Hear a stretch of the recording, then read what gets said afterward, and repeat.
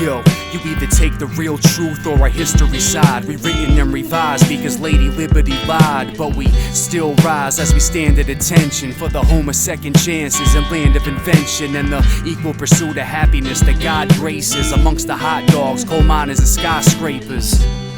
With over 12 million citizens who came from overseas as Ellis Island immigrants to raise a family, a wife with a few girls, in pursuit of a new life in a new world. Once they had grown to depart from home, until there were more Italians in New York than Rome, until overpopulation in the States would grow, so building upwards became the only place to go, which led to the invention of steel they would use, which required 3,000 degrees of heat to produce, to create tall building ships, railroads and cars by workers without a harness, a safety rope as a guard. Not even a hard half of 6 hours a day without access to a toilet, a bathroom break.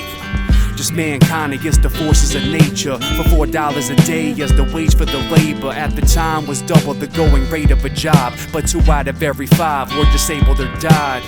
Then shortly after, elevators were invented. Of course, the higher your floor is, the higher that your rent is. So trying to afford it's an occupation struggle. In New York, Pittsburgh, and Chicago, the population doubled.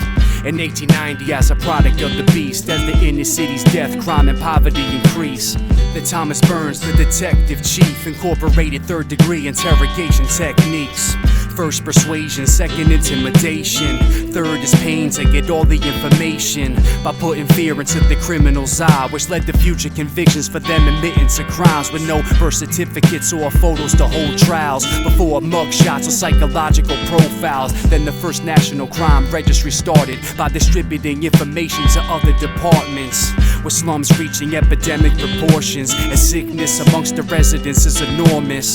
Since New York City's immigration unfurled, making it the single most crowded place in the world. So to regulate the flow of population control, we'd elevate the role of this rotten nation's patrol by locking up citizens and arbitrated away to keep 22 million incarcerated today, which is more than the population of some states, with essentially zero effect on the crime rate. Cause it's to make money for the CCA, cause the Corrections Corporation of America today have equated prisoners to selling cars and real estate, and $1.7 billion every year they make as the price for their felonies actions. Plus private prisons give out twice as many infractions, and wish these penalties can lengthen your sentence, making officers the enemies with strengthened agendas to put them in the cage where no one can escape. The more prisoners enslaved, the more money they make, as they sneak occupancy clauses in the contracts, requiring private prisons to be filled to the max. And if the jail cells aren't full all the time, the state government has to pay the private prisons a fine, as an incentive to keep people in prison as long as possible, to maximize the profits of the stocks to keep their pockets full,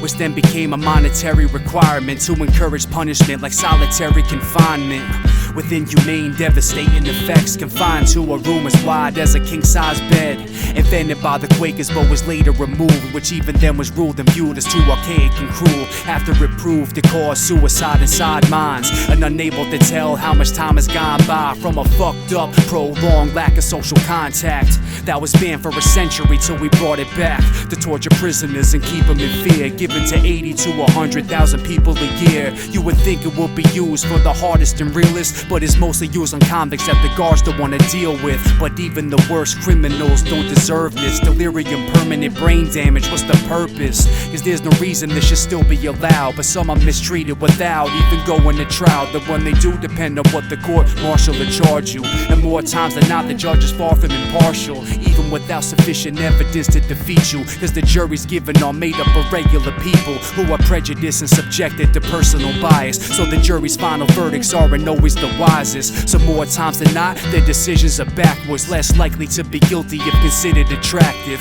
or wear glasses just to weather the fight of hidden opinions and unfair stereotypes. Cause race still plays a major part in stronger emphasis on not only being guilty but given longer sentences to spend the rest of their miserable days in a solitary cell as a literal slave, which is the last thing that we need on this planet. Don't ever take your free will or your freedom for granted, and I'd like to use my stance to spread the word in effect, cause white privilege only works to a certain extent.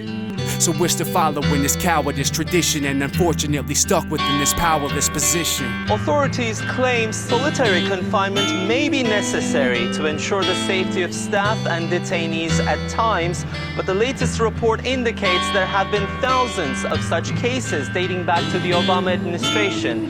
Roughly a third of them involve people who are mentally ill, and there have been 7 reported suicides while in solitary confinement.